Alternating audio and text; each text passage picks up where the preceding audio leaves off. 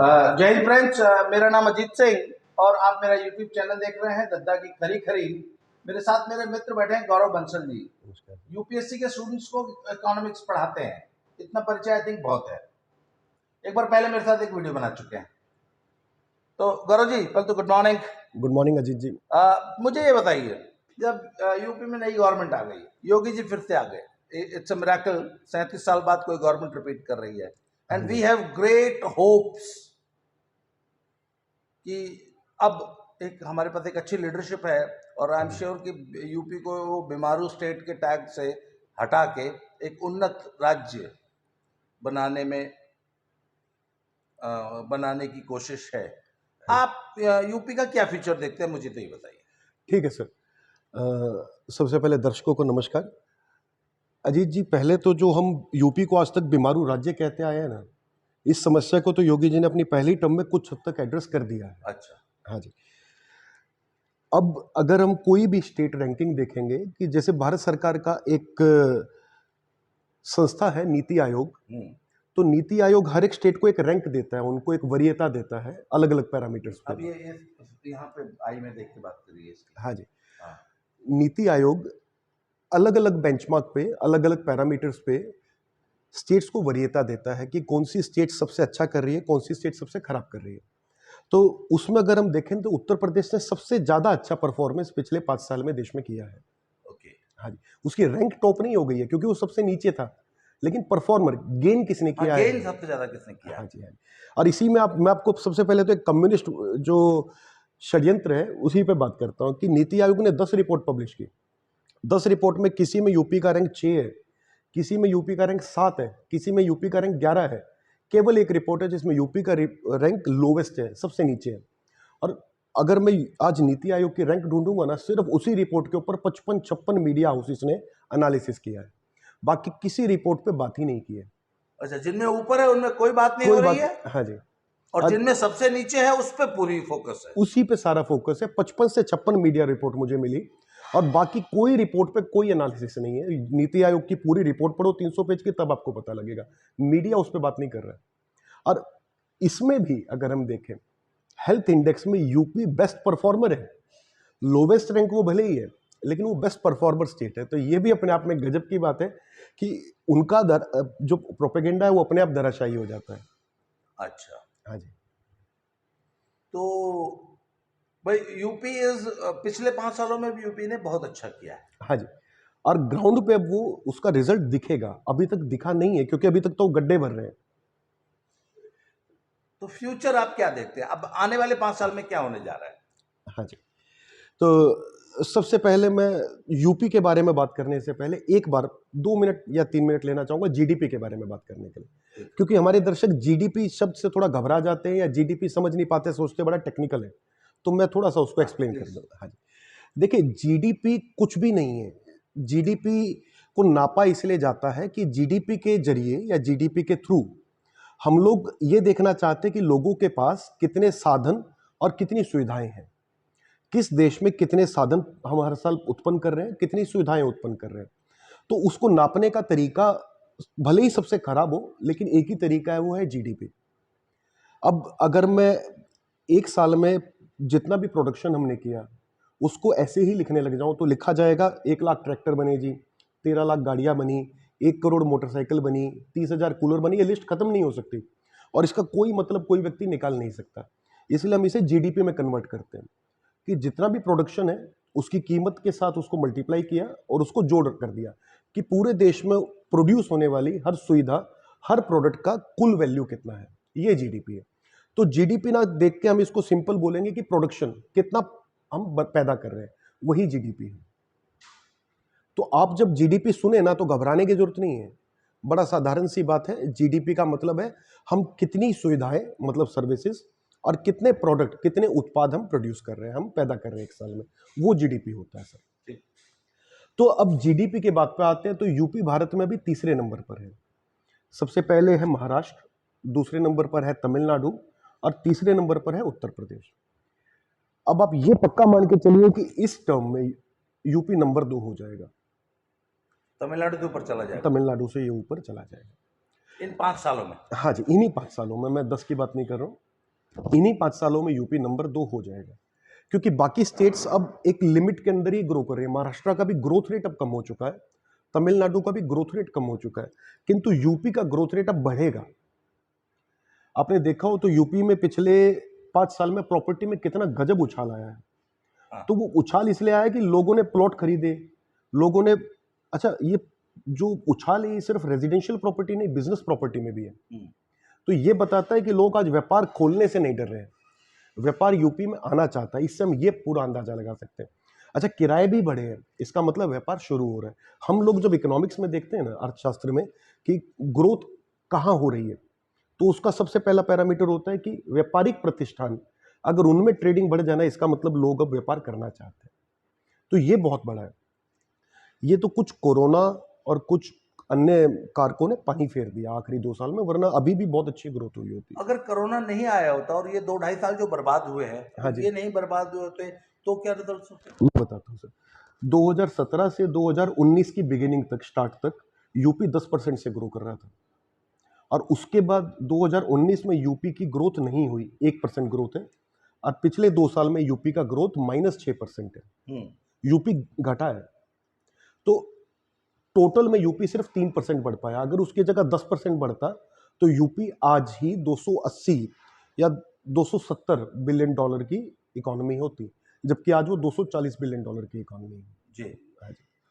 और हम बहुत पहले ही यूपी को 1 ट्रिलियन डॉलर इकोनॉमी बनाने की बात कर रहे होते जी। हाँ जी। तो अब हम बात कर रहे थे कि अब फ्यूचर में वापस चलते हैं हाँ जी। कि अब आगे क्या होने जा रहा है। देखिए, फ्यूचर में सबसे पहला काम तो एक जो यूपी जी ने, योगी जी ने काम किया है, वो है कि पश्चिम और पूर्व की खाई को उन्होंने काफी हद तक पाट दिया है। अब तक यूपी का पूरा इकोनॉमिक परफॉर्मेंस वेस्ट पे डिपेंड करता था। वेस्ट का यूपी में एरिया वाइज या पॉपुलेशन वाइज सिर्फ 20% हिस्सा है, लेकिन इकोनॉमिक प्रोडक्शन में वो 45% था। अब क्योंकि इंफ्रास्ट्रक्चर ईस्ट में भी चला गया है, हाईवे, रोड, बिजली ईस्ट में भी चली गई है, तो अब व्यापार ईस्ट में भी आएगा। तो सबसे पहले इस जो भेदभाव था या एक गैप था बहुत बड़ा पश्चिम, पूर्व, उत्तर, दक्षिण के बीच में, उसको पाटना बहुत जरूरी था। इंफ्रास्ट्रक्चर, जिसमें कि traffic infrastructure, road, buses, public transport और बिजली, इन सभी पे बहुत अच्छा काम हुआ है। और इसका मतलब है कि आने वाले टाइम में ऐसे एरिया जो कभी ग्रोथ देते ही नहीं थे, वे एरिया अब ग्रोथ देंगे, जैसे कि पूर्वी उत्तर प्रदेश। इससे बड़ी उम्मीद है। और अगर पूर्वी उत्तर प्रदेश बढ़ा ना जी, तो ये मान के चलिए कि 10% नहीं, हम शायद ग्रोथ देखेंगे कहीं 13 या 15% के बीच में। और ये मैं कोई तुक्का नहीं मार रहा हूँ, इसके बारे में अभी एक रिपोर्ट भी आई है, ये मैं अपने से नहीं कह रहा हूँ, नीति आयोग की एक रिपोर्ट आई है। We can realistically expect UP to grow between 13 to 18%। UP को 13 से 18% तक बढ़ता हम देख सकते हैं। नहीं, ग्रोथ के लिए हाँ और पॉजिटिव माहौल बनाने में लॉ एंड ऑर्डर का बहुत बड़ा रोल होता बहुत है। बड़ा सर, बहुत और बड़ा। यूपी गवर्नमेंट ने, योगी जी ने लॉ एंड ऑर्डर पे हाँ जी, बहुत अच्छा काम किया है। बिल्कुल तो जी। इसका क्या इम्पैक्ट आप अगले 5 साल में देखेंगे? सर सारा ही इम्पैक्ट इसका है। लोगों ने प्रॉपर्टी खरीदी हुई है, व्यापार शुरू नहीं किया था, उनको डर था योगी जी आएंगे या नहीं आएंगे, ऐसा ना हो व्यापार शुरू करें और बाद में सरकार बदल जाए और उनके व्यापारों में फिर रंगदारी मांगी जाए, उनके व्यापारों को कोई छीनने आ जाए, हक जमाने आ जाए। लेकिन अब वो व्यापार शुरू होंगे। तो जो प्रॉपर्टी के रेट बढ़े थे, प्रॉपर्टी की डिमांड बढ़ी थी, अब उसका वास्तविक ग्राउंड रिजल्ट आएगा।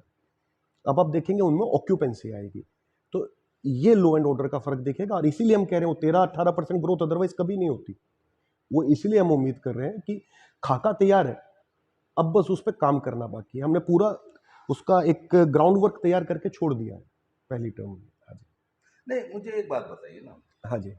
उद्यमी को, एंटरप्रेन्योर को, इंडस्ट्रियलिस्ट को, हाँ जी। बिजनेसमैन को एक डर हमेशा सताता रहता है हाँ जी। यूपी और बिहार के बारे में। मैं आपको अपना लेटेस्ट, मेरे साथ एक हाँ जी। घटना घटी उसका एग्जाम, मैंने एक अपने मित्र को कन्विंस किया कि आप ईस्टर्न यूपी में, उत्तर प्रदेश में, पूर्वी उत्तर प्रदेश में हाँ जी। इन्वेस्ट करें। वो हमेशा मुझसे पूछते थे, योगी जी आएंगे ना, योगी जी आएंगे ना, योगी जी सरकार रिपीट होगी ना, हाँ कहीं जी। फिर से तो अखिलेश यादव नहीं आ जाएगा। मतलब वो डरे हुए थे। हाँ जी। और उसी तरह बिहार में आप देख लीजिए, मतलब कब लालू यादव की पार्टी दोबारा सत्ता में आ जाएगी और दोबारा बिहार में जंगल राज हो जाएगा, ये एक डर हमेशा उद्यमी बिजनेसमैन एंटरप्रेन्योर को सताता रहता है। हाँ जी। इस डर से हम कहते भाई, अभी भी तो आप देखें ना, मीडिया ने कितना बड़ा वितंडा मचाया था कि नहीं नहीं अखिलेश वापस आ रहे हैं, अखिलेश वापस आ रहे हैं। सर अगर सचमुच अखिलेश वापस आ गए होते तो भी क्या यूपी की यही ग्रोथ होती, यही इंडस्ट्रियल ग्रोथ होती जो अब योगी जी में होगी? नहीं जी, 5 से 6% ग्रोथ। ये 13-18 की जो हम बात कर रहे हैं वो कहीं नहीं होता, 5 से 6 जरूर होते, क्योंकि अब डबल इंजन में से एक इंजन तो फिर भी रहता। ऐसा नहीं है कि अखिलेश के आने से मोदी जी यूपी को छोड़ देते। हाँ, वो तो यूपी को फिर भी आगे पुश करते, उसको आगे की तरफ धक्का देते, तो उसकी वजह से 5-6% ग्रोथ फिर भी रहता।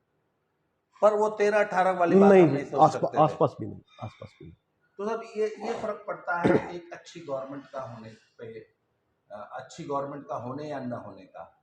हम जो कहते हैं ना कि योगी जी बहुत ज़रूरी है यूपी के लिए, क्योंकि हमें मालूम है कि बिजनेसमैन डरता है कि अगर वापस समाजवादी पार्टी सत्ता में आ गई तो क्या हमारा बिजनेस, हमारा जान माल सुरक्षित रहेगा। जी। तो अब चलिए कम से कम, हालांकि एक मिनट, ये तो एक ऐसी तलवार है नहीं हमेशा लटकी रहेगी। अच्छा, 2027 में अगर अखिलेश वापस आ गए तो? सर मैं एक साधारण सा जवाब दूंगा। पिछले 5 साल में योगी जी ने जो किया ना, उसका रिजल्ट अभी तक दिखा नहीं है। सिर्फ हाईवे और लाभार्थी, हम 2 ही बात कर रहे हैं अभी, कि लोगों को बिना करप्शन के घर तक योजनाओं का लाभ मिला। अब जब प्रोस्पेरिटी आएगी ना, प्रोस्पेरिटी अब तक नहीं आई है। अच्छा, उस 5 साल के काम की प्रोस्पेरिटी अब अब 5 सालों में संपन्नता आएगी सर। संपन्नता आएगी। हाँ, और जब संपन्नता आएगी ना, तो वो किसी में भेदभाव करके नहीं आती, संपन्नता पूरे समाज में आती है। और योगी जी ने किसी एक वर्ग को लाभ नहीं पहुंचाया है कि बनिया वर्ग को लाभ पहुंचाया। हाँ, जैसे अखिलेश जी तो सिर्फ यादव जी लोग को लाभ हाँ पहुंचाते जी, थे ना, हाँ या जी, मुस्लिम अपने वोटर को। हाँ जी, भाई वो हम कहते थे ना कि अखिलेश की सरकार तो यादवों की सरकार है, मुसलमानों की सरकार है। काफी ये अच्छा। सचमुच पूरे समाज की सरकार है, हाँ जी, सबका साथ सबका विकास। हाँ जी, बिल्कुल।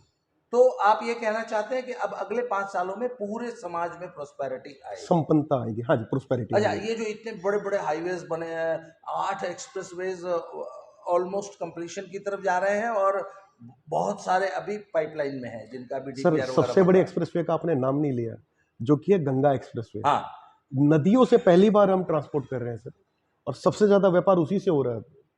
गंगा नदी से इतने बड़े बड़े व्यापारिक जहाज चलने लगे हैं। नहीं सचमुच चल रहे हैं क्या? सच में चल रहे हैं सर, डेटा दे दूंगा मैं आपको, कहेंगे तो लिंक में। अच्छा, हमें लगा था कि वो योजना सफल नहीं हुई, और नहीं नहीं सर, 2 साल पहले वो पूरी तरह से कार्यान्वित हुई है।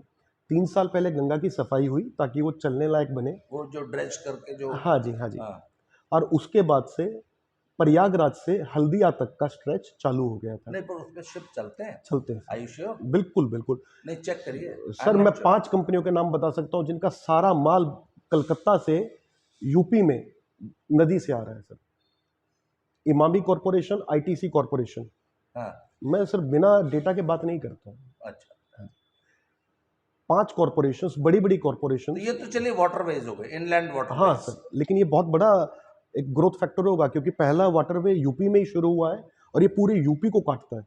अच्छा, हाँ जी, दूसरा वो जो डेडिकेटेड फ्रेट कॉरिडोर डीएफसी बिल्कुल चालू सर, हो गए हैं, वो भी स्टार्ट होने वाला है। हाँ जी, कुछ चालू हो गए हैं, कुछ चालू होने वाले हैं। हाँ जी, और तीसरा जो ये एक्सप्रेसवेज बने हैं और सारे 4 लेन 6 हाँ लेन जी, हाईवेज जो बन रहे हैं, हाँ और जी, एक्सप्रेसवे की कनेक्टिविटी, मुझे बताया गया है कि हर tehsil headquarter will be connected to the expressway. हाँ जी, हाँ जी। एक्सप्रेसवे से हर तहसील हेडक्वार्टर तक जाने के लिए कोई न कोई लिंक रोड बनाया जा रहा है। हाँ जी, तो इसका आप ग्रोथ पे क्या असर देखते हैं, क्या इससे क्या फायदा होगा? सर कनेक्टिविटी ही जान है। वो जो हम कहते हैं ना, हमारे अंदर जो नसें जो काम करती हैं खून को एक जगह से दूसरी जगह पहुंचाने का, हाईवे वही काम करता है, नदियां वही काम करती हैं। पुराने शहर सारे नदियों के किनारे क्यों होते थे बड़े शहर? क्योंकि ट्रांसपोर्ट नदी से बड़ा आसान था। हाँ, तब क्योंकि सड़कों, व्यापार और आवागमन नदी के जरिए ही होता था, हाँ, नाव पुराने से। सब बड़े शहर नदी के किनारे थे। इसलिए बड़े शहर नदियों के किनारे डेवलप हुए, हाँ जी, या समुद्र के किनारे बिल्कुल डेवलप हुए। सर, बिल्कुल। और अब बड़े, आप ये कहना चाहते हैं कि अब इंडस्ट्री इन हाईवेज के किनारे डेवलप होगी? बिल्कुल सर, आने वाले शहर इन हाईवे के किनारे ही बनेंगे। अच्छा, गुड़गांव क्यों डेवलप हुआ सर? गुड़गांव में क्या था? एयरपोर्ट, दिल्ली की नज़दीकी और अच्छी कनेक्टिविटी, बस इसी कारण से गुड़गांव डेवलप हुआ। जिस राज्य में गुड़गांव डेवलप हुआ वो राज्य हरियाणा का भी जंगल राज था सर। हीरो होंडा की फैक्ट्री के बाहर, पूरी फैक्ट्री के बाहर खड्डे खुदवा दिए गए थे और हीरो होंडा को मजबूर किया गया था कि हमें रंगदारी दो, और ये उस समय की सरकार ने किया था। और बहुत किसकी पुरानी सरकार थी? सर चौटाला जी की सरकार थी, ओम प्रकाश चौटाला जी की। हम मतलब ओम प्रकाश चौटाला जी भी हरियाणा के लालू प्रसाद हुए हैं। पूरी तरह नहीं लेकिन कुछ हद तक। हाँ, कुछ हाँ अंश था। हाँ, एटलस की फैक्ट्री सोनीपत से नोएडा भागी सर, साहिबाबाद। एक फैक्ट्री नहीं, हजारों फैक्ट्रियां भागी हैं सर हरियाणा से भी। और फिर उसके बाद जो कांग्रेस गवर्नमेंट आई, उसको हम चाहे किसी भी और इशू पे जो भी बात करें, उन्होंने ग्रोथ भी अच्छी दी और कांग्रेस गवर्नमेंट ने सेफ्टी भी दी और ये रंगदारी वाला काम खत्म हुआ। अच्छा, हाँ जी। अच्छा, मुझे अभी ये बताइए कि बुंदेलखंड एक्सप्रेसवे के किनारे एक बहुत बड़ा डिफेंस कॉरिडोर, जी उसके बारे में जरा बताइए। सर, डिफेंस कॉरिडोर इसलिए बन रहा है क्योंकि डिफेंस में हमने पीपीपी इंट्रोड्यूस किया है। पीपीपी में अपने दर्शकों के लिए बता दूं, पब्लिक प्राइवेट पार्टनरशिप। अभी तक डिफेंस का जो प्रोडक्शन है वो सरकार करती थी। सरकार को डर लगता था कि डिफेंस से चोरी हो जाएगी, कोई लोग डिफेंस से गोला बारूद चुरा के बाहर बेच देंगे, प्राइवेट में अगर दे देंगे, या इसकी टेक्नोलॉजी बाहर चली जाएगी। लेकिन अब सरकार ने कहा इस सब से डरने की जरूरत नहीं है। जिसे बनाना है आज वो 3D प्रिंटर पे घर पे भी बंदूक प्रिंट कर सकता है सर। तो टेक्नोलॉजी तो सर्व सुलभ है। तो ऐसा कुछ है नहीं जो हम बचा रहे हैं, बल्कि इस डर की वजह से हम प्राइवेट कैपिटल को आने नहीं दे रहे। अमेरिका देखिए, इजराइल देखिए और इवन चीन देखिए, तीनों देशों में प्राइवेट कॉरपोरेशन ने ही मिलिट्री डेवलप की है सर, काफ़ी हद तक। चाइना में अभी शुरू हुआ है अब, लेकिन अमेरिका की तो सारी पूरी की पूरी जो इनके कारखाने हैं या जो इनका पूरा एक मिलिट्री इंडस्ट्रियल एम्पायर है वो पूरा प्राइवेट सेक्टर में है। चाहे वो लॉकहीड मार्टिन हो और चाहे वो जीई हो, ये सब सर हथियार बनाते हैं और बहुत बड़े स्केल पे बनाते हैं। और इजराइल में भी सर सब प्राइवेट सेक्टर कर रहा है। और चाइना में पहले सरकार के हाथ में था, इवन चाइना में प्राइवेट सेक्टर कर रहा है। सिर्फ रशिया ऐसा देश है जहाँ प्राइवेट सेक्टर ना करके सरकार ये कर रही है। तो प्राइवेट सेक्टर की एंट्री बहुत जरूरी है सर इसमें, क्योंकि क्वालिटी आएगी, इन्वेस्टमेंट आएगा। तो ये प्राइवेट सेक्टर चाह रहा है कि हमें एंट्री मिले, और इसमें महिंद्रा एंड महिंद्रा जिनके पास एक्सपर्टीज़ है, जो ऑलरेडी डिफेंस के लिए गाड़ियाँ बनाते हैं और अन्य सामान बनाते हैं, वो लोग इसमें आना चाहते हैं। तो उनके लिए ज़मीन उपलब्ध कराना, कनेक्टिविटी देना तो बहुत ज़रूरी है। तो अब ये जो प्राइवेट कंपनीज़ हैं सर, ये पैसा लगाएंगी इधर, और ये अच्छे स्केल पर पैसा लगाने वाली है, क्योंकि इंडियन आर्मी ने भी अब एक इंडिजिनाइज करना शुरू कर दिया है कि हम स्वदेशी हथियार खरीदेंगे। और जो हम हथियार बाहर से खरीद रहे हैं उनमें भी हम एक कंडीशन लगा रहे हैं कि अभी तो हम आपसे लेंगे, लेकिन इसको आपको हमें सिखाना पड़ेगा और आपको यूनिट भारत में लगानी पड़ेगी हमारी एक प्राइवेट कंपनी के साथ मिलकर। तो सर ये होगा, और ये इन्वेस्टमेंट बुंदेलखंड में आएगी, ये इन्वेस्टमेंट अन्य राज्यों में भी आएगी। तो इसका बहुत बड़ा लाभ मिलने वाला है, बहुत बड़ा लाभ। अच्छा, मुझे एक बात बताइए, मान लीजिए जो वो बुंदेलखंड एक्सप्रेसवे है उसके इर्द गिर्द जो है इन्होंने डिफेंस कॉरिडोर डेवलप कर दिया। अब मान लीजिए बांदा डिस्ट्रिक्ट में से ये वो रोड निकल रहा है, उसके किनारे इन्होंने हाँ आखिर जी, किसानों की जमीनें एक्वायर करके वही तो वो जमीन हाँ जी, इंडस्ट्री को दी होगी ना। हाँ जी। तो अब उससे बांदा जिले की पूरी पॉपुलेशन को क्या लाभ हो जाएगा उस कॉरिडोर से? सर मान लीजिए इंडस्ट्री में 30,000 लोग काम करते हैं, तो 30,000 लोग कहीं दिल्ली से थोड़ी आकर रोज काम करेंगे, रहेंगे तो बांदा में ही ना। तो जब वो बांदा में रहेंगे तो खरीदारी भी बांदा में करेंगे, घूमने भी बांदा के अंदर ही जाएंगे, कपड़े लेने, बांदा जूते के लेने, सिनेमा हॉल में फिल्म भी सिनेमा देखेंगे। देखेंगे। तो नोएडा में क्यों अच्छा, इतने लोकल लोगों को भी रोजगार मिलता है? सर बिल्कुल मिलेगा, क्यों नहीं मिलेगा। वहाँ की दुकानें चल निकलेंगी, वहाँ के व्यापारिक नहीं, प्रतिष्ठानों ये में। तो इनडायरेक्ट रोजगार हो गया। हाँ डायरेक्ट उस इंडस्ट्री में डायरेक्ट रोजगार मैंने सर, ऐसा, जैसे कि मैं जानता हूँ कि मान लीजिए मारुति जो अपनी कार बनाती है तो वो पूरी कार अपने नहीं, वो तो असेंबलिंग कारखाना होता है। जो बिल्कुल छोटे सही, छोटे पार्ट्स होते हैं तो वो तो उस इंडस्ट्री के एमएसएमईज डेवलप होती है हजारों की संख्या में। कोई उसका नट बोल्ट बना रहा है, कोई बिल्कुल सही, है बिल्कुल एंसिलरी इंडस्ट्री बोलते हैं सर हम एंसिलरी। लोग। हाँ तो जी, वो एंसिलरी इंडस्ट्री जो है वो उसी एरिया में डेवलप होगी। बिल्कुल होगी, लेकिन सर ये डिफेंस के मामले में थोड़ा कम होगा। देखिए, डिफेंस में बाहर से इक्विपमेंट परचेज करना, चाहे हम पीपीपी में आ जाए, फिर भी वो ट्रस्टेड पार्टनर के साथ करेंगे, ऐसे ओपन मार्केट में नहीं जाएगा। अच्छा, डिफेंस में थोड़ा कम होगा सर एंसिलरी, बाकी इंडस्ट्री जो आएगी उसमें पूरा होगा।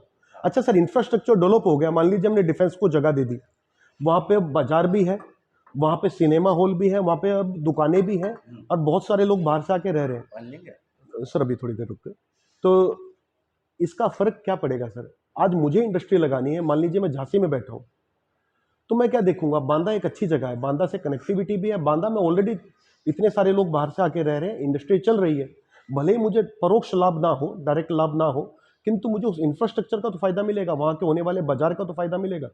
मेरे यहाँ अगर कोई एम्प्लॉय है, मुझे उसे दिल्ली से बुलाना है, मुझे नोएडा से किसी को नौकरी करने के लिए बुलाना है, तो वो ये देखेगा ना कि मुझे यहाँ बिजली भी मिलेगी या नहीं, मुझे यहाँ पे मान लीजिए जूता खरीदना है वो मुझे वहाँ मिलता है या नहीं, ये हर कोई देखता है सर। कोई भी आदमी अगर आज दिल्ली से आप उसे कहें गिरडीह चले जाओ झारखंड में, तो नहीं जाएगा जल्दी से दिल्ली से, क्योंकि उसे लगता है वहाँ बाजार नहीं होंगे, वहाँ मैं परिवार के साथ घूमने नहीं जा सकूंगा। तो ये सारे लाभ, क्योंकि पहले से एक इंडस्ट्रियल कॉरिडोर जब बन जाएगा तो ये लाभ हर इंडस्ट्री को मिलेगा। तो एक इंफ्रास्ट्रक्चर डेवलप होगा सर। इंफ्रास्ट्रक्चर सिर्फ ये फिजिकल रोड या एयरपोर्ट नहीं होता, इंफ्रास्ट्रक्चर ये भी होता है जो हमारा एक इंडस्ट्रियल सर्कल बनता है, कॉमन इंफ्रास्ट्रक्चर जिसे सभी लोग इस्तेमाल करते हैं, बाजार है, चाहे वो मॉल्स हैं, चाहे वो खाने पीने की जगह है, वो सब आएगा सर। अच्छा, मुझे एक चीज बताइए भाई,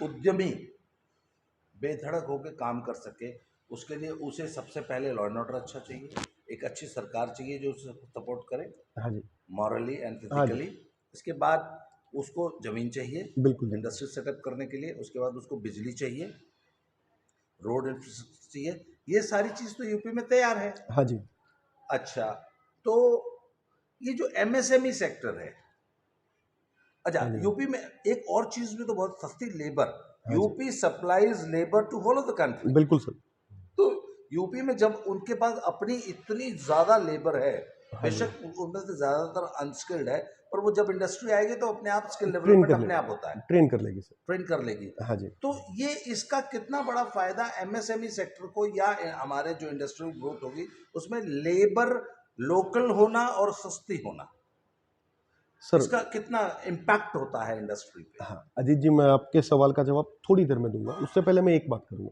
क्योंकि आपने पूछा मुझसे कि एक इंडस्ट्री को सेटअप करने के लिए हमें क्या क्या चाहिए, हाँ तो इस पर मैं थोड़ा विस्तार में जाना चाहूंगा। जी जी। आपने जो बोला ना, उस सबको हम दो चीज़ों में क्लब कर सकते हैं, law and order and infrastructure, वो आपने थोड़ा उसका विस्तार कर दिया। लेकिन अगर मैं एक वर्ल्ड बैंक की रिपोर्ट है, जरा उससे 5-6 हाँ चीज़ों का हाँ, नाम ले लूँ, तो वर्ल्ड बैंक की एक रिपोर्ट है ईज ऑफ डूइंग बिजनेस, बड़ी ईज पॉपुलर है। Of doing business. हाँ, व्यापार करना कैसे सुलभ हो, तो इसमें उन्होंने काफ़ी सारे पैरामीटर दिए, मैं सबकी बात नहीं करूंगा, मैं 6-7 की बात करता हूँ। सबसे जरूरी जो वर्ल्ड बैंक ने कहा है वो कहा है कि कॉन्ट्रैक्ट एनफोर्समेंट होना चाहिए। आपने मुझसे एक सौदा किया और बाद में आप सौदे से मुकर गए, तो ये कॉन्ट्रैक्ट एनफोर्समेंट का उल्लंघन है, ये अगेंस्ट है एक म्यूचुअल स्पिरिट के। काम जो हम साथ में मिलकर कर रहे थे, उसमें अगर आप बीच में आकर काम करने से मना कर दें, माल लेने से मना कर दें, तो मुझे तो नुकसान होगा ना सर। और ऐसा अगर बार बार होगा, सब जगह से होगा, तो लोग व्यापार नहीं कर सकते। व्यापार में सर्टेनिटी कि मैं जो कर रहा हूँ ये बिकेगा या नहीं बिकेगा, वो बहुत मुझे अंदाजा होना जरूरी है। तो कॉन्ट्रैक्ट एनफोर्समेंट को वर्ल्ड बैंक ने नंबर 1 माना है कि कोई भी दो लोग जो समझौता करे, सौदा करे, उसको निभाए भी। तो ये सबसे इंपॉर्टेंट पैरामीटर है, और इसके लिए हमारे जुडिशियल सिस्टम को स्ट्रांग होना बहुत जरूरी है। अनफॉर्चुनेटली ये योगी जी के हाथ में नहीं है, हमारा जुडिशियल सिस्टम इंडिपेंडेंट है। तो ये एक ऐसा पैरामीटर है जिसमें भारत की परफॉर्मेंस वीकेस्ट है। ईज ऑफ डूइंग बिजनेस में मोदी जी के टाइम में हमारी रैंक 147 से 63 तक आई थी सर, बहुत इंप्रूव किया था। हम सबसे नीचे के देशों में थे, हम बीच के देशों में आ गए थे, ईस्टर्न यूरोप के आसपास के। लेकिन अगर ये कॉन्ट्रैक्ट एनफोर्समेंट इंप्रूव हो गया होता ना, तो हम कहीं 30 या 40 नंबर पे होते सर, वर्ल्ड के सबसे अच्छे देशों के साथ। तो मैं फिर वही एक शब्द का नाम लूंगा, कॉन्ट्रैक्ट एनफोर्समेंट। और यही एक डिफरेंस है, गुजरात क्यों प्रॉस्परस है और बिहार या झारखंड प्रॉस्परस क्यों नहीं है। सौदा करना और सौदे से मुकर जाना, ये बहुत कॉमन है पूर्वी भारत में, किंतु इतना कॉमन नहीं है पश्चिमी भारत में। पश्चिमी भारत में आप 1-2 बार कर लेंगे ना अगर ऐसा, तो पूरा बाजार आपका बहिष्कार कर देगा। किंतु पूर्वी भारत में ये काम करने का तरीका रहा है कि मैं आपके साथ सौदा कर लूंगा, मैं 10 लोगों के साथ सौदा कर दूंगा और मैं आपको बताऊंगा नहीं, और फिर 10 लोगों में से आखिरी में जिसके साथ मुझे लगेगा अच्छा लग रहा है, मैं उसके साथ सौदा पाट लूंगा। ये काम करने का तरीका है सर पूर्वी भारत में। ऐसे में व्यापार नहीं पनपता है। हाँ, जैसे मैंने पंजाब में भी देखा ना कि अगर आपने प्लॉट का बयाना दे दिया और हाँ अगर जी, आप उससे मुकरते हैं हाँ तो जी, जो बयाना दिया शायद उसका 10 गुना या कितना आपको हाँ जी, ये यूपी में नहीं है ऐसा। ये नहीं है और ये यही होना चाहिए। ये होना चाहिए। वही आपकी आपने जो कॉन्ट्रैक्ट किया है आप उसको हाँ उसका जी, पालन करें, बिल्कुल एनफोर्स सर। करें उसको। हाँ जी, ये एक बहुत बड़ा फैक्टर है बहुत बड़ा सर, इंडस्ट्रियल माहौल बनाने के लिए। जिसके लिए हम आमतौर पे बात नहीं करते, ये अच्छा, सबसे ज़रूरी चीज़ है। चलिए। और सर एक और मैं बात बताऊँ, यहाँ बड़ी इंटरेस्टिंग आपको लगेगी कि कॉन्ट्रैक्ट एनफोर्समेंट बड़ा टेक्निकल वर्ड लगता है ना, हमें लगता है कि ये तो अभी वर्ल्ड बैंक ने सिखाया होगा हमें। ये वर्ल्ड बैंक ने नहीं सिखाया, महाभारत में भीष्म ने युधिष्ठिर को भी कहा है। क्या कहा है? सर जब भीष्म जी मृत्यु शैया पर थे और युद्ध खत्म हो गया था, तो महाभारत का सबसे बड़ा चैप्टर है सर। महाभारत सर बहुत बड़ा ग्रंथ है, उसमें लगभग 700 पेज का एक चैप्टर है जिसका नाम है शांति पर्व। और शांति पर्व पूरा का पूरा सिर्फ एक ही चीज पर है कि भीष्म जी मर रहे हैं, भीष्म जी से आप कितना ज्ञान ले सकते हैं। तो कृष्ण युधिष्ठिर को भीष्म के पास भेजते हैं कि आप जाइए, भीष्म से ज्ञान लीजिए कि राज्य कैसे चलाया जाता है, राजदंड क्या होता है, न्याय क्या होता है, अर्थव्यवस्था क्या होती है। अच्छा, हाँ, तो भीष्म ने शांति पर्व में युधिष्ठिर को वो ज्ञान दिया है। ज्ञान दिया है। और बीच बीच में विदुर भी आते हैं, विदुर शास्त्रार्थ करते हैं, कृष्ण शास्त्रार्थ करते हैं और नारद मुनि बैठ के लिख रहे हैं। अच्छा, और वो बाद में वेद व्यास को बताते हैं इस प्रकार से। लेकिन सर आप उसे पढ़ लेंगे ना 700 पेज को। क्या है उसमें ये कॉन्ट्रैक्ट इन्फोर्समेंट कैसे उन्होंने बताया? हाँ सर, उसमें मैं आपको बताऊं तो उन्होंने 6-7 बड़ी बड़ी बातें की हैं। उन्होंने सबसे पहले जो प्रकाश डाला है कि राजा का कर्तव्य क्या है, एक अच्छा राजा कैसा होना चाहिए। तो उन्होंने सबसे पहले कहा कि धर्म और नीतिगत शासन एक राजा का परम कर्तव्य है। नीतिगत शासन मतलब आपने जो आदेश दिए हैं उनका पालन हो। हाँ। और दूसरा उन्होंने कहा है कि शांति व्यवस्था बनाना राजा का दूसरा मुख्य है। जो योगी जी ने लॉ एंड बिल्कुल ऑर्डर सर, वो लॉ एंड ऑर्डर पे। तीसरा उन्होंने कहा न्याय व्यवस्था, जो कॉन्ट्रैक्ट एनफोर्समेंट पर आ गए हैं। अच्छा, और न्याय व्यवस्था में उन्होंने बड़ा डिटेल में कहा है कि दो लोगों के बीच में कोई भी व्यापारिक संधि फलीभूत हो, ये राजा का कर्तव्य है। अच्छा, हाँ जी, राजा को ये देखना है कि दो हाँ जी, व्यापारियों ने जो संधि की है वो उसको एनफोर्स करें। बिल्कुल सर। इसमें अच्छा, इसमें राजा का इंटरफेरेंस हाँ, चाहिए। और ये सर ये कार्य अर्जुन को दिया गया था।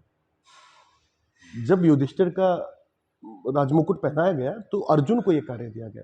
सर महाभारत इतना अथाह सागर है, जो हमने टीवी पर देखा है वो तो एक लोटा भर है। हाँ। हाँ सर, महाभारत में इतनी कथाएं हैं। चलिए महाभारत में मैं नहीं जा रहा हूँ अधिक डिटेल में, नहीं लेकिन नहीं, हाँ। जाना चाहिए। अच्छा हम सर। एक एपिसोड दर्शकों, हाँ जी एक बहुत बड़ी बात इन्होंने बताई है मुझे। अच्छा, मुझे ये मालूम ही नहीं था कि महाभारत में ये भी है। सर आप इस पे सब एक अलग से एपिसोड करेंगे। सर आप हैरान हो जाएंगे जान के, उन्होंने आपदा प्रबंधन की बात की है, जो हम आज जाके बात करने लगे हैं। डिजास्टर 21वीं मैनेजमेंट। डिजास्टर मैनेजमेंट पूरा पूरा चैप्टर है सर, 20 चैप्टर है सिर्फ डिजास्टर मैनेजमेंट पे। बाढ़ आ गई तो राजा को कैसे उसको काबू करना है, राजा का कौन मंत्री जाएगा, वो क्या करेगा, काम शुरू कैसे होगा, लोगों को कैसे निकाला जाएगा, इस पे इतना डिटेल है कि आज के वर्ल्ड बैंक की रिपोर्ट फेल हो जाए। और हमारा दुर्भाग्य है हम अपने शास्त्रों को पढ़ते नहीं। ओके, उसके बाद उन्होंने क्या, अच्छा वो जो न्याय शासन व्यवस्था में और क्या क्या बताया है उन्होंने? सर दंड नीति, ये जब हमने दंड नीति, दंड नीति बुलडोजर। बिल्कुल सर, मैं वही कि राजदंड नीति और दंड रूथलेसली।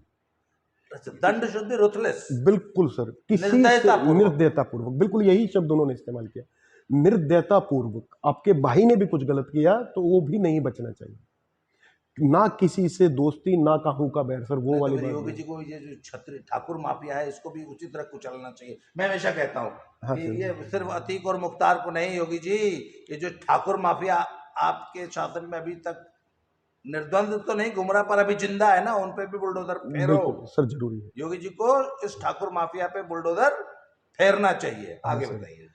और सर उसके बाद उन्होंने कहा है कि आपका जो व्यक्ति धर्म है वो बहुत नीचे है राजधर्म के। आपका कुछ भी पर्सनल मैटर है वो राजधर्म से हमेशा नीचे आता है। फिर अब देख लीजिए, योगी जी अपने पिताजी की अंत्येष्टि तक में नहीं गए,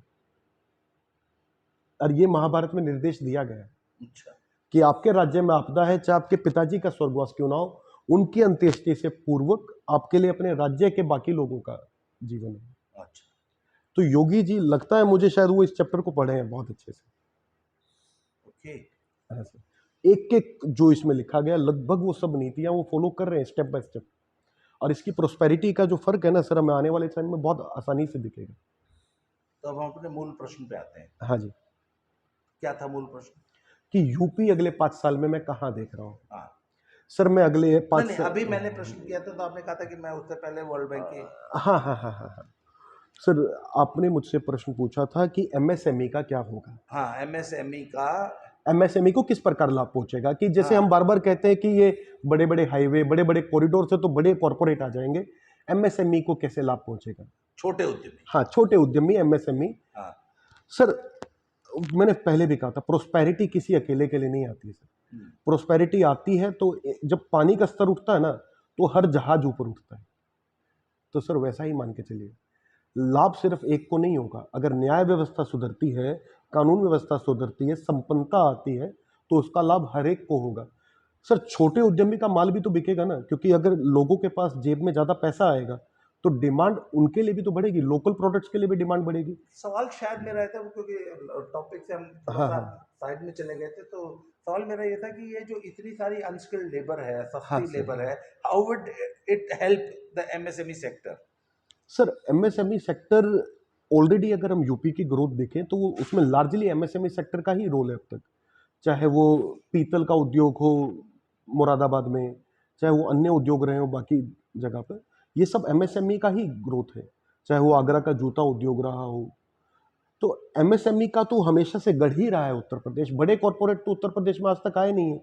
तो हम ऐसा क्यों महसूस करते हैं कि एमएसएमई इनके आने से किसी भी प्रकार से कम हो जाएगा। और एमएसएमई की अगर ग्रोथ होगी तो लेबर की डिमांड तो हमेशा से रिलेटिवली अनस्किल्ड या सेमी स्किल्ड लेबर की करता आया है, और उनकी अच्छा। डिमांड बढ़ने वाली है। यूपी से पलायन कम होगा। हम्म, हाँ सर। एमएसएमई की ग्रोथ पे अगर आप मुझसे एक जानना चाहते हैं कि एमएसएमई की ग्रोथ को मैं कहाँ देखता हूँ, अगर हम 13 से 18% पूरी स्टेट की ग्रोथ की बात कर रहे हैं ना, तो एमएसएमई का ग्रोथ इससे ज़्यादा होगा। और इसका मतलब है कि लगभग 6 से 8% हम रोजगार एक्स्ट्रा पैदा करेंगे अगर इतनी ग्रोथ हम कर पाते हैं। जैसे ये वाला साल भी लग रहा है अब रूस और यूक्रेन की युद्ध के कारण थोड़ा सा खराब जाने वाला है। अच्छा। अच्छा, मुझे ये बताइए कि मोदी जी हमेशा एक बात कहते हैं कि टूरिज्म, पर्यटन जो है इकोनॉमी का एक बहुत बड़ा स्रोत है, और उससे पूरा समाज जो है लाभान्वित होता है। हाँ जी। भुट्टा बेचने वाला, सड़क के किनारे चाय बनाने वाला, पंचर लगाने वाला, और 7 स्टार होटल का मालिक भी। हाँ जी। तो Modi and Yogi both are working beautifully on tourism. Tourism model. जैसे हाँ जी। अयोध्या का पूरा टूरिज्म, उसके बाद चित्रकूट से शुरू होकर राम सर्किट, रामायण सर्किट, हाँ जी। और वो पूरा काशी, अयोध्या, मथुरा, ये पूरा, और ये जो टूरिज्म डेवलप, और जितने भी हमारी देवी स्थान थे जो हाँ जी। उन सबके इर्द गिर्द जो एक कॉरिडोर हाँ जी। बनाया जा हाँ जी। रहा है, काशी कॉरिडोर के हाँ जी। और तर्ज पे, बुद्धा सर्किट भी है बुद्धा सर। सर्किट। हाँ। तो अच्छा, पहले क्या था कि यूपी में टूरिज्म सिर्फ और सिर्फ ताजमहल को प्रमोट किया जाता था। बिल्कुल सर। अब यूपी में तो सर ऐसे ऐसे टूरिस्ट स्पॉट है जिनका आप मतलब लोग नाम तक नहीं सुना बिल्कुल जिन्होंने। सर। बिल्कुल सर। तो सर ये अब जो जो मैं टूरिज्म बताऊंगा से, ना हाँ आपको, वो हाँ, आपको हैरान कर देगा, मेरे बताइए। दर्शकों को भी बहुत हैरान करेगा, और मेरे विद्यार्थियों को हमेशा से करता है। सर आप मुझे बताइए, भारत में आपके हिसाब से कौन सा स्टेट है जहाँ सबसे ज़्यादा टूरिस्ट आता है, देसी भी और विदेशी भी, दोनों प्रकार की स्टेट? मुझे एक बार आप बताइए अंदाज़ा लगा के। अंदाजा लगाकर मेरा अंदाजा है कि वैसे तो यूपी ही होना चाहिए। नहीं सर, हाँ। यूपी नहीं है सर। ना राजस्थान है, ना गोवा है, ना हिमाचल है, ना जम्मू कश्मीर है। जिनको मानते हैं ना जहाँ विदेशी टूरिस्ट आता है या देसी टूरिस्ट आता है, वो कोई भी स्टेट इसमें नहीं है।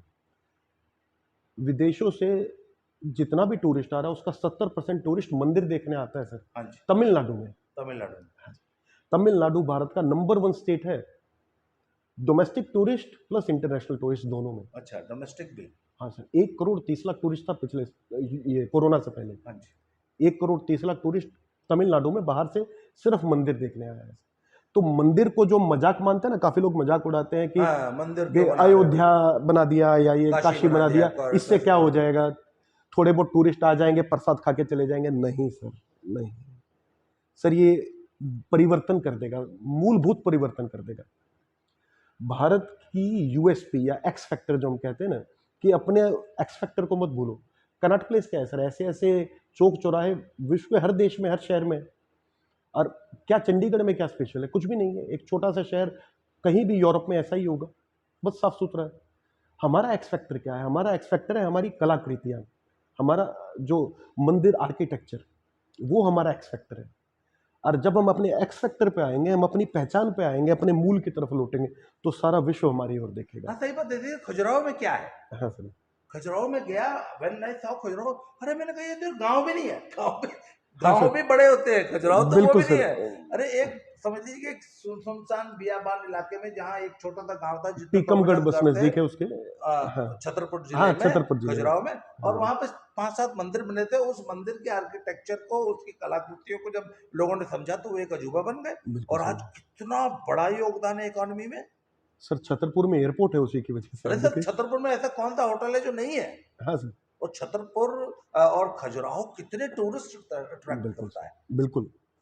तो और सर, हमारे देश में ऐसे हजारों खजुराहो हैं, लाखों होंगे शायद। हाँ सर, 50 गोवा भी मिलके एक तमिलनाडु का मुकाबला नहीं कर सकते सर। जी। मदुरई का, महाबलीपुरम का। तो आने वाले समय में ये जो यूपी का जो टूरिज्म सेक्टर है, हाँ, राम मंदिर बन जाएगा, राम काशी मंदिर बन जाएगा, विश्वनाथ काशी कॉरिडोर बन विश्वनाथ गया, कॉरिडोर बन गया है, और बाकी मंदिरों का जीर्णोद्धार होगा, जीर्णोद्धार हो रहा है, हो ऑलरेडी हो रहा रहा है। है। हाँ, और बुद्धा सर्किट भी सर, उसको इग्नोर मत कीजिए। हाँ बुद्धा सब, हाँ, बिल्कुल। जो कुशीनगर से सारनाथ होते हुए गया की हाँ तरफ गया जाता वाला है। जो है। हाँ सर, उस पे भी, क्योंकि उसमें जो टूरिस्ट आता है बहुत वेल्दी टूरिस्ट जापान से आता है, कोरिया से आता है, हाँ जी।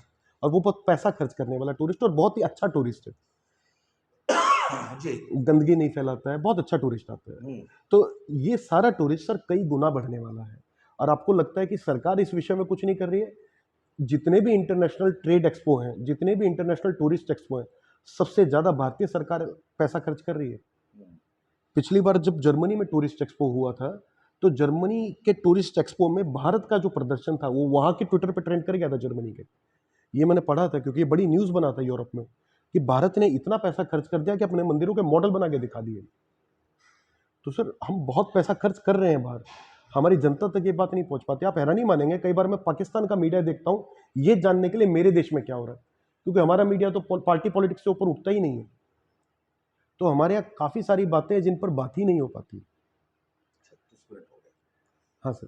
तो अच्छा एक चीज और बताइए, हाँ सर। आखिरी प्रश्न, क्योंकि इस आखिरी प्रश्न के साथ आई थिंक ये वीडियो अरे 37 मिनट बन गई, 3-4 मिनट और हाँ सर। बात करते हैं इस पे। कि बहुत से लोग ना, ये जो बैंक से जो लोन दिया मोदी हाँ जी, सरकार हाँ ने, जी, और हाँ जी। 15 करोड़ लोन तो, और लाखों करोड़ रुपया, कुछ लोग ने इसको खारिज करते हैं, और कुछ लोग तो यहाँ तक सीधे देते हैं अरे हाँ मैंने ट्राई किया था, मुझे तो मिला नहीं, सब बकवास है, सब झूठ है। तो बैंक का डाटा झूठ तो नहीं बोल सकता ना। नहीं सर। अगर कोई बैंक कह रहा है कि मैंने 10,000 लोगों को 50,000 रुपए लोन दिया, तो वो झूठ तो नहीं बोल सकता। नहीं सर, यस। नहीं बोल सकते। इसका मतलब भारत सरकार यदि कहती है कि पिछले 5 सालों में उन्होंने जनधन योजना में, और जो जो मुद्रा। मुद्रा योजना में इतने हाँ जी। सारे लोन दिए गए, डिफरेंट कैटेगरीज ऑफ लोन, हाँ मतलब जी। 10,000 रुपए से लेके 10 लाख, 20 लाख और 10 करोड़ तक के लोन। हाँ जी। तो आने वाले समय में ये मुद्रा योजना यूपी को कैसे प्रभावित करेगी? सर काफ़ी बार ना हम एक गरीब या जो ज़मीन पर व्यक्ति है उसके हिसाब से सोच नहीं पाते।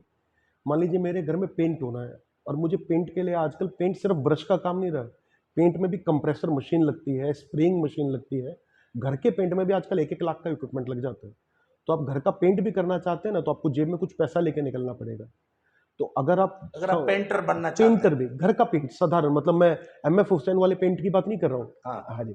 तो इस काम के लिए अगर आप आज जमीन से जुड़े हैं, आप 500 की दिहाड़ी कमाते हैं, तो सोच के चलिए 1 लाख की सेविंग करने के लिए आपको कितने वर्ष लगेंगे।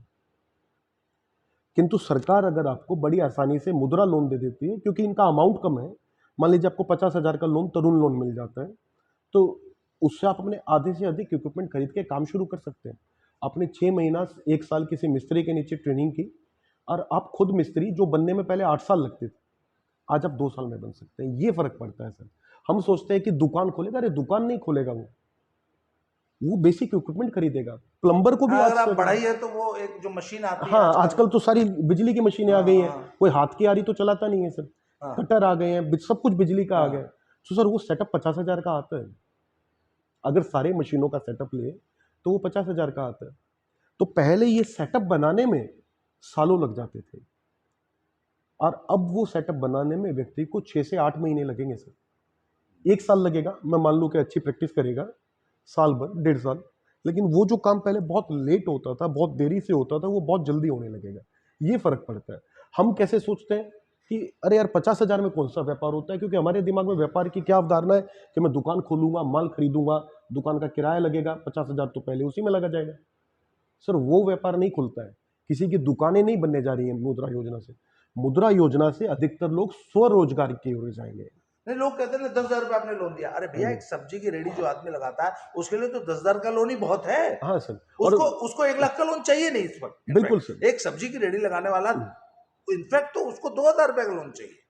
सर आपने साहिल जी के साथ वीडियो किया, उनको गुमटी चाहिए थी। हाँ, तो एक गुमटी ही खरीदनी है, तो वो भी उन्होंने बताया 20,000 की थी। तो गुमटी भी तो खरीद सकता है ना। आप क्यों सोच रहे हैं कि बड़े बाजार पे दुकान खरीदेगा या दुकान किराए पे लेगा? एक गुमटी भी तो लगा सकता है 15,000 का। फिर आप मजाक उड़ाते हैं कि पकोड़ा व्यापार, पकोड़ा रोजगार। अरे पकोड़ा रोजगार नहीं है, कोई भी स्वरोजगार आज कुछ बेसिक इक्विपमेंट मशीन मांगता है। मेरे यहाँ माली भी हफ्ते में एक बार आता है, तो माली भी बिजली की मशीन लाता है घास काटने के लिए। अब वो हाथ से चलाने वाली मशीनों का दौर चला गया, और वो मशीन 12,000 की है सर जो वो लेकर आता है जी। और वो एक मशीन नहीं है, इस प्रकार की 20 तरह की मशीनें हैं जो आजकल हर प्रकार के हाथ के काम में भी इस्तेमाल होती है। तो इस प्रकार के लोग वो स्वरोजगार में एक नीचे की श्रेणी से उठकर ऊपर की श्रेणी तक शिफ्ट होंगे। तो क्या ये एक बहुत बड़ा परिवर्तन नहीं है? क्या इस प्रकार इतने सारे लोगों का मजाक उड़ाना बहुत अच्छी बात है? मुझे सच में बड़ा गुस्सा आता है जब इस प्रकार की बातें की जाती हैं। वो तो एक उदाहरण था, आपने उस उदाहरण को पकड़ के बस पकोड़े का मजाक बनाना शुरू कर नहीं, दिया। वो पकोड़ा नहीं, इनफैक्ट वो स्वरोजगार था। वो स्वरोजगार है। पकोड़ा शब्द था, उसको आप ऐसे लीजिए कि उन्होंने कहा कि आप स्वरोजगार कीजिए। हाँ जी, मैं वही कह रहा हूं आपको, ये स्वरोजगार है। और इससे एक बात बताऊं, साहिल सूर्यवंशी की कहानी इससे पहले जो 4 एपिसोड आपने मेरे चैनल पे देखे, उस आदमी कल हम उनके बारे में चर्चा कर रहे थे, और अब हम एक एपिसोड साहिल जी के बारे में कर सकते हैं, क्योंकि why did he succeed in his ventures. तो साहिल सूर्यवंशी की जो सबसे बड़ी क्वालिटी थी ना, उन्होंने आज तक जिंदगी में जो कुछ भी किया वो 0 कैपिटल से किया। हाँ जी, कैपिटल इन्वेस्टमेंट तो वो उन्होंने कभी किया ही नहीं। हाँ सर।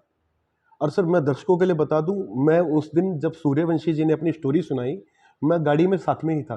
हाँ। तो 7 घंटा सूर्यवंशी जी से दोनों साथ कहानी सुना रहे थे। हाँ, और पिछले तब हमने बाद में जाके फिर उनके घर पे वो रिकॉर्डिंग की। हाँ जी, और उसके बाद पिछले 3 दिन में उनकी बताई हुई बातों को मैंने वेरीफाई किया। मैंने पता लगाया वो प्रिंटिंग प्रेस कौन सी थी। सूर्यवंशी जी जिस मैरिज ब्यूरो की बात कर रहे हैं, हाँ जी, और वो मैरिज ब्यूरो कहाँ था, लक्ष्मी नगर में, मैंने सब पता लगाया सर, और उनकी सारी बातें सही हैं। तभी मैं इस पर वीडियो करने को तैयार हुआ। एक चीज और लोगों ने कहा यार वो ऐश्वर्या राय थे, शादी वाली बात आ रहा है। मैंने कहा वो सिरफरा आदमी है, वो पक्का पहुंच गया होगा। सर वो पहुंच गए होंगे पक्का, मुझे कोई इसमें डाउट नहीं है। क्योंकि मैंने देखा उस आदमी ने जो जिंदगी में ठान लिया वो किया।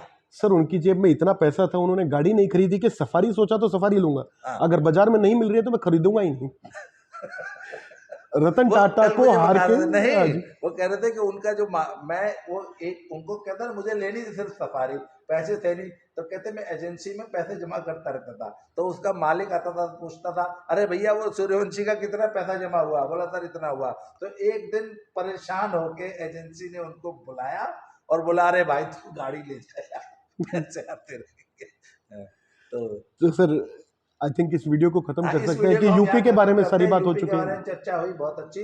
अगली चर्चा हम एक करना चाहते हैं कि पंजाब क्यों पिछड़ता जा रहा है। एक आपसे मुझे इस पे चर्चा करनी है, और एक चर्चा करेंगे साहिल रघुवंशी पे। मैंने 4 वीडियोस बनाए। हाँ जी। तो अब मैं ये डिस्कस आपसे करना चाहता हूं कि साहिल रघुवंशी की सफलता का राज क्या है। हाँ जी। और क्या उनका मॉडल समाज के अन्य बच्चे भी रेप्लिकेट कर सकते हैं? बिल्कुल। इस पे अगले वीडियो में चर्चा करते हैं। आज के लिए इतना ही। बहुत बहुत धन्यवाद। Thank you very much.